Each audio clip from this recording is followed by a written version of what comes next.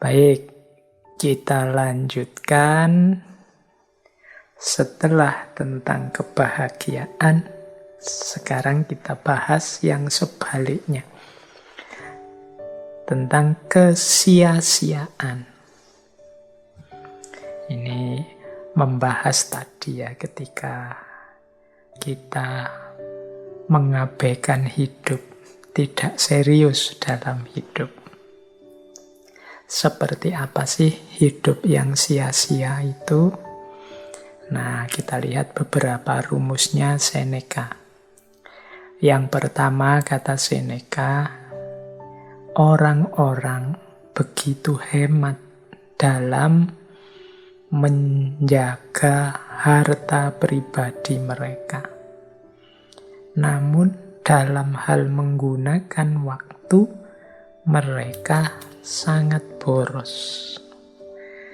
Nah, ini berarti tentang pemanfaatan waktu.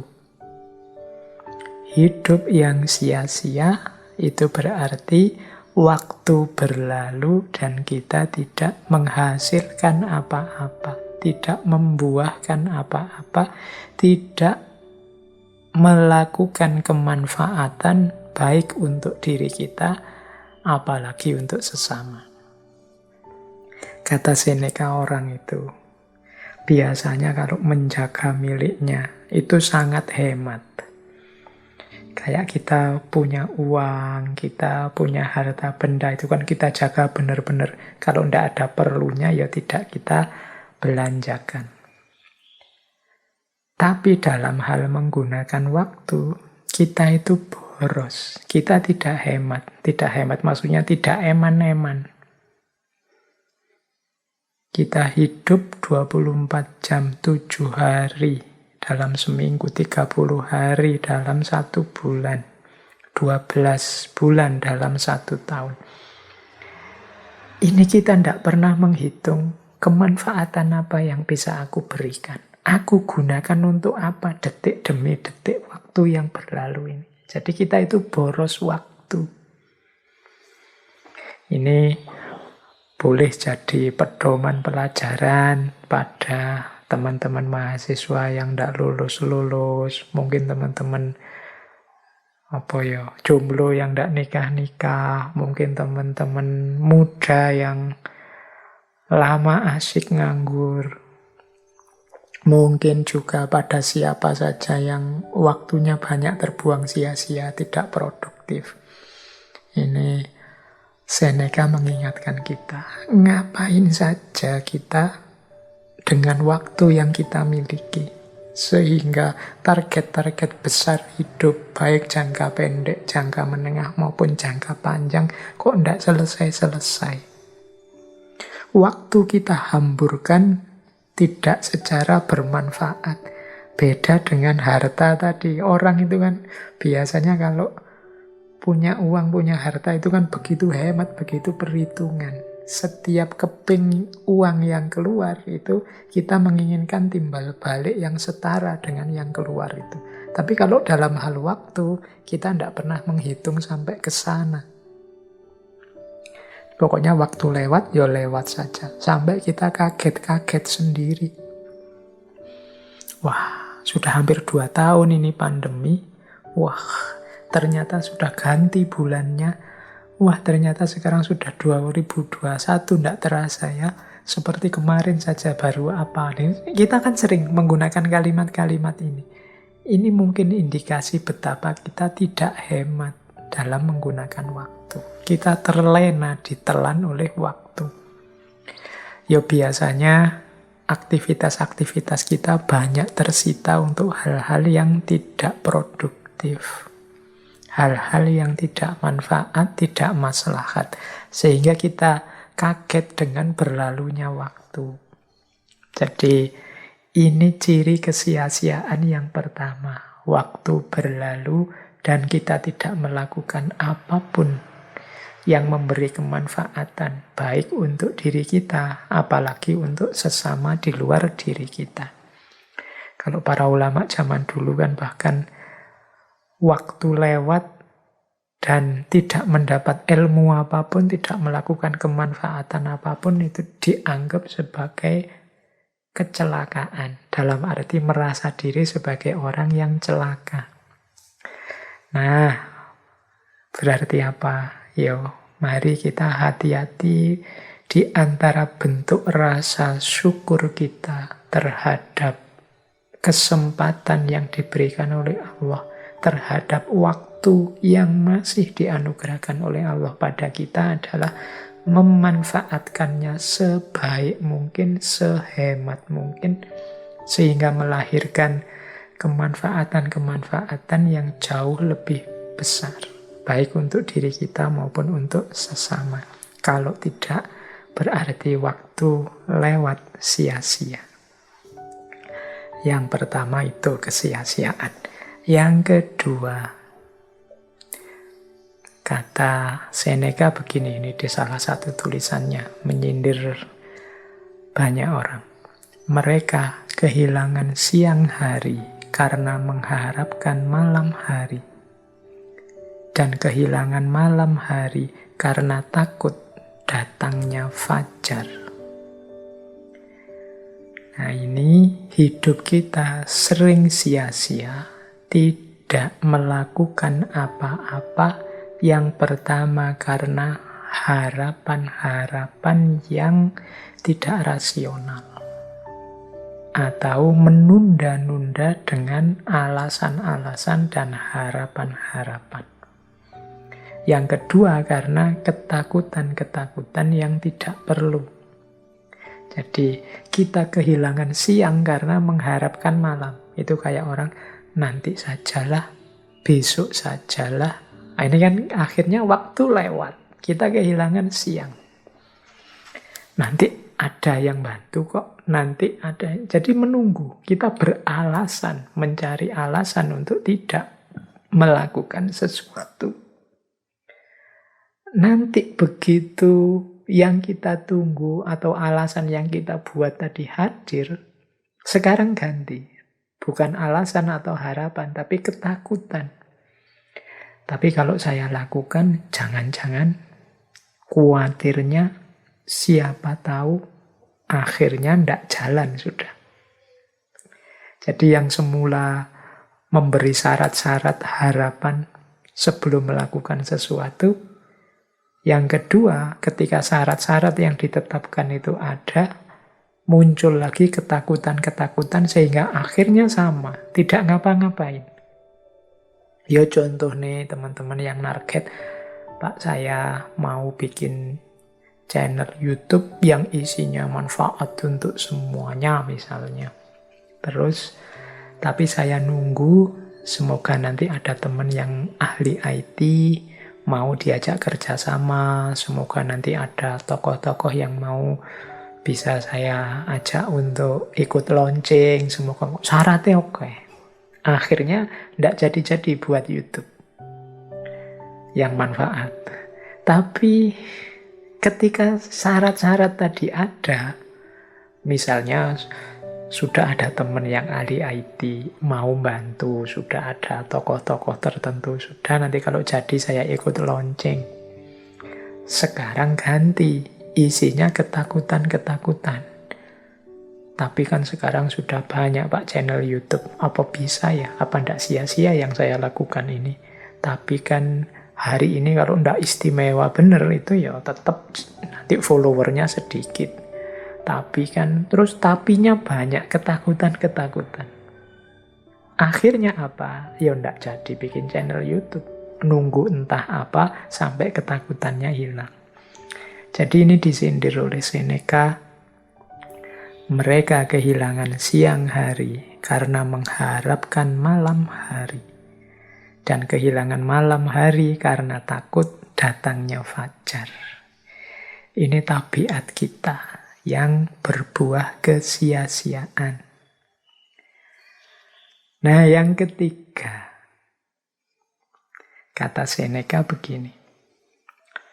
Hidup kita itu tidak pendek, namun kitalah yang membuatnya demikian. Kita bukan bukan orang yang serba kekurangan, namun kita mempergunakan segala yang kita miliki secara sembarangan. Jadi yang ketiga ini Seneca mengingatkan kita, kita itu punya segala macam fasilitas yang dianugerahkan oleh Tuhan pada kita. Kalau kita pergunakan fasilitas-fasilitas ini sebaik mungkin, pasti kita bisa melakukan banyak hal yang berkontribusi, yang bermanfaat, yang membawa maslahat kebaikan pada masyarakat dan juga diri kita sendiri.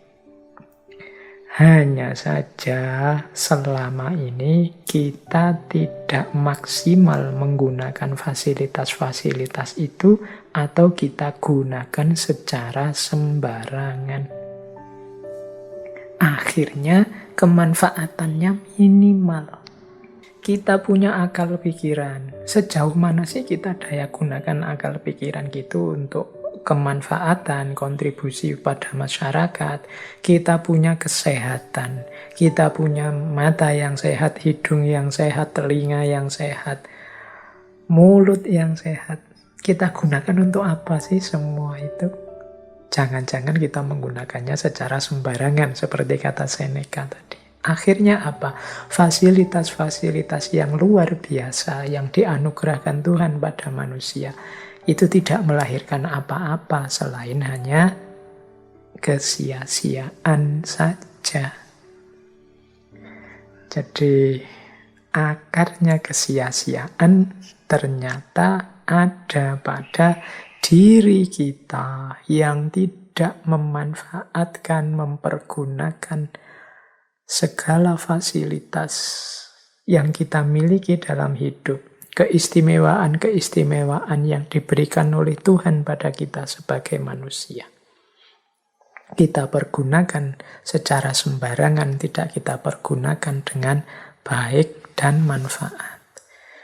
Jadi yang ketiga, kesia-siaan itu muncul karena kesembronoan kita, keabaian kita dalam mempergunakan nikmat-nikmat fasilitas-fasilitas dari Tuhan.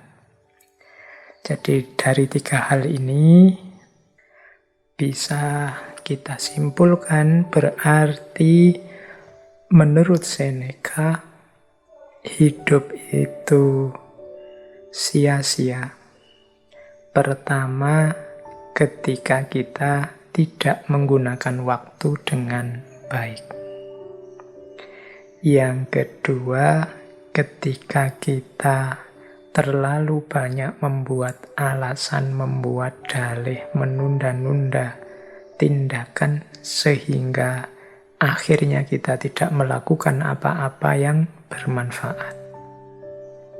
Yang ketiga, ketika kita tidak mendayagunakan, memanfaatkan berbagai fasilitas anugerah dari Tuhan secara baik. Kita mempergunakannya untuk hal-hal yang tidak penting. Kita mempergunakannya secara sembrono. Bahkan mungkin kita pergunakan untuk hal-hal yang merusak, yang mafsadat. Jadi itulah hidup yang sia-sia. Jadi kita sudah belajar tentang cara hidup bahagia dan hidup yang sia-sia. Baik, sekarang kita lanjutkan. Wah, waktu kita sudah tinggal sedikit lagi. Sebenarnya materi-materinya banyak. Oke, saya masuk sekarang ke belajar. Ini penting tentang belajar ini. Karena kuncinya hidup itu ilmu. Kuncinya dapat ilmu itu belajar. Coba kita lihat ya beberapa nasihat dari Seneca tentang belajar. Ada dua yang saya ambil dari Seneca tentang pelajaran hidup. Sisanya ini sifatnya praktis yang berhubungan dengan buku. Nanti kita jelaskan di belakang yang berhubungan dengan buku. Kita jelaskan yang dua dulu. Jadi kata Seneca yang pertama begini. Kita tidak belajar di sekolah, tetapi yang utama adalah belajar dalam kehidupan nyata. Jadi yang pertama ini Seneca mengajarkan pada kita bahwa pelajaran yang penting dan paling banyak kita dapatkan, yang hari ini banyak menghuni pikiran kita, itu sebenarnya yang terbesar berasal dari pengalaman kita hidup nyata. Jadi justru banyak sekali pelajaran-pelajaran yang kita ambil dalam kehidupan nyata. Kenapa bukan di sekolah? Ya karena sekolah itu seringkali wawasan-wawasan dan ilmunya itu berjarak dengan realitas, dengan kenyataan hidup. Atau sifatnya sangat idealistis. Beda dengan kehidupan nyata. Kehidupan nyata itu kan lebih realistis. Yo, itulah hidup yang nanti kita hadapi secara nyata. Maka sebenarnya pelajaran-pelajaran hidup paling penting itu kita peroleh dalam kehidupan nyata. Berarti apa? Marilah kita hidupkan mentalitas belajar, semangat belajar dalam detik demi detik kita hidup. Ini persis seperti yang sering kita pakai sebagai moto kita. Jadi siapapun orangnya adalah guru, tempat apapun adalah sekolah, peristiwa apapun hakikatnya adalah pelajaran-pelajaran. Nah, jadi kalau kita arif bisa mengambil pelajaran dari kehidupan nyata, insya Allah nanti kita akan jadi orang yang luas wawasannya sekaligus bijaksana. Karena banyak juga orang-orang pinter itu yang ternyata ilmunya dengan kenyataan hidup tidak nyambung. Ilmunya sangat idealis, ilmunya sebenarnya sangat utama dan mulia, tapi tidak kontekstual, tidak nyambung dengan kehidupan nyata, sehingga akhirnya cuma dihafalkan saja, tidak operatif dalam hidup. Nah, kata Seneca, justru pelajaran yang sejati itu kita peroleh dalam kehidupan nyata.